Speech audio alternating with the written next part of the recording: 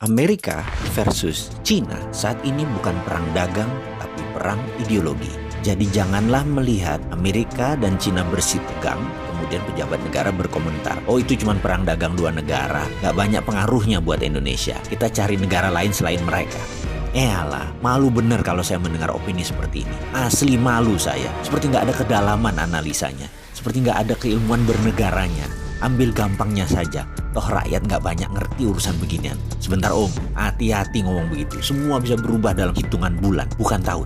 Kembali ke persamaan level playing field, kesamaan cara bermain yang sedang Amerika tekan Cina ini. Apa yang mau disamakan? Ideologi Amerika adalah demokrasi. Ideologi Cina adalah komunisme. Amerika adalah swasta murni atau disebut market driven. Cina adalah government driven cara mengelola ekonominya. Amerika adalah kapitalisme. China adalah state capitalism. Ini level playing field. Beda banget. Amerika ingin menerapkan demokrasi sebagai landasan berdagang dan menggunakan alat penekan tarif masuk tinggi. Saat ini terlebih dahulu terhadap Cina. Amerika sangat anti dengan state capitalism karena untuk menegakkan state capitalism harus menggunakan state authoritarian atau menggunakan kekuatan pemerintah represif tangan besi. Menekan pasar, menggunakan kekuatan negara seakan menjadi fasis sehingga pasar bebas seakan tidak ada. Itulah kapitalisme melihat state kapitalisme, melihat negara berbisnis berbasis BUMN. Gaya heavy on government dan less to private atau semuanya pemerintah dan kurangnya peran swasta adalah ideologi yang harus diterapkan jika sebuah negara ingin menggunakan dana obornya Cina. Harus government driven. Itu banyak terjadi seperti di negara Sri Lanka, di negara-negara Afrika, Papua Nugini, dan banyak negara lainnya.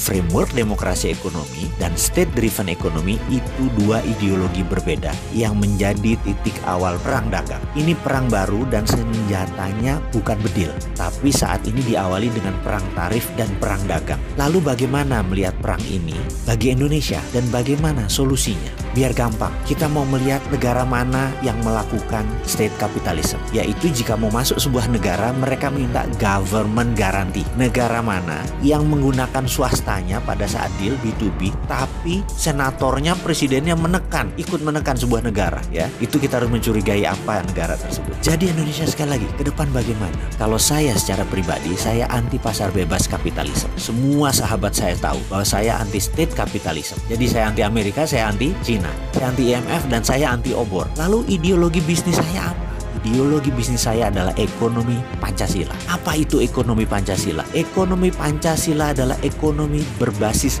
fair trade, keadilan, bukan free trade. Kembali ke topik perang dagang, state capitalism dan swasta pasar bebas. Tindakan Amerika melindungi swastanya, tindakan Cina melindungi komunismenya. Indonesia sekali lagi harus menerapkan ekonomi Pancasila berbasis fair trade. Diawali dengan membangun kekuatan dalam negeri, membangun kekuatan sendiri, membangun tanpa uang asing, tanpa teknologi asing. Stop menggunakan apapun berhubungan dengan asing. Tidak ada istilah foreign direct investment, tidak ada istilah ekonomi bergantung pada asing. Cukup membuat kebijakan ekonomi baru berbasis produk lokal.